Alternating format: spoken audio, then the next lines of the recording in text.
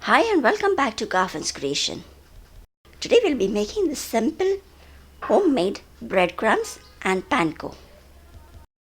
Let's make this very useful breadcrumbs with just one ingredient today. So let's start. To make the panko, I have taken some bread slices. These are stale bread slices and they are the best for making panko. These bread slices are 3 to 4 days old after opening the new pack, and I'll be just trimming off the sides. Panko breadcrumbs are usually white in color, so we'll discard all the brown sides of the slices. Take any number of bread slices you have left. I have just taken a few to show this today. Only make sure to remove the edges of the bread. And the edges what we have left, we will be using this to make the regular breadcrumbs. So I'll just put them in a mixie jar for the time being, and then we'll continue with the panko bread.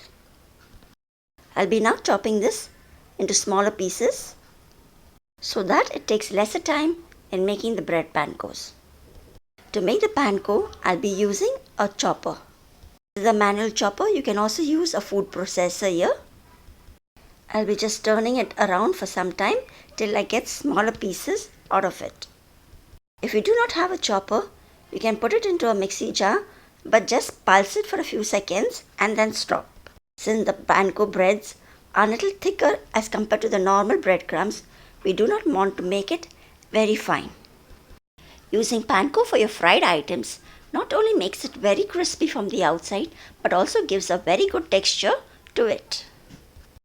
Keep checking in between and do not make it very fine.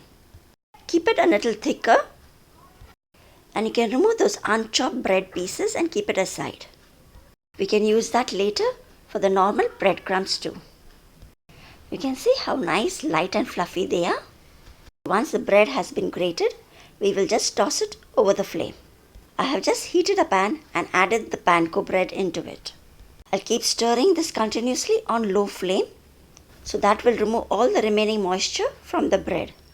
Keep moving it continuously as this panko bread needs to be white itself.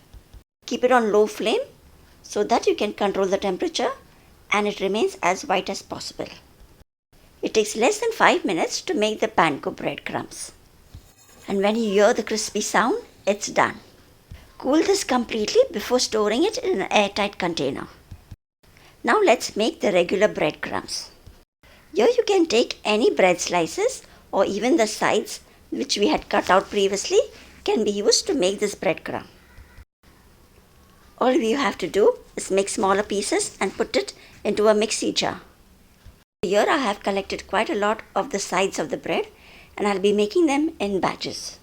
All we have to do is use the pulse option and just pulse it 2 or 3 times and you get your breadcrumbs ready. You can keep it a little thick or even more finer. Now to remove the moisture from this, we'll be dry roasting it on the gas. If you prefer, you can also bake this at 150 degrees centigrade for around 5 to 7 minutes. I have just heated a pan and added the breadcrumbs into it.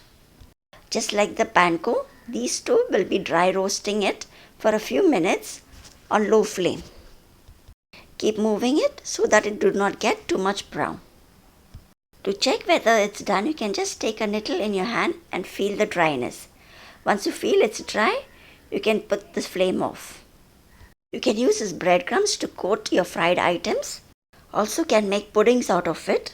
You can use it as a topping for your casseroles. Add it also to your kebabs and cutlasses as well. Make a lot of crispy items using this breadcrumbs as a coating. Now this is ready. I will let it cool completely before storing it in an airtight box. So now both the breadcrumbs have been cooled completely and they are nice and dry. You can store them for 15 days outside or also keep it in the fridge for a longer time. I hope you like this simple way of making these breadcrumbs. Thanks for watching and see you soon in the next video. Till then, take care. Bye-bye.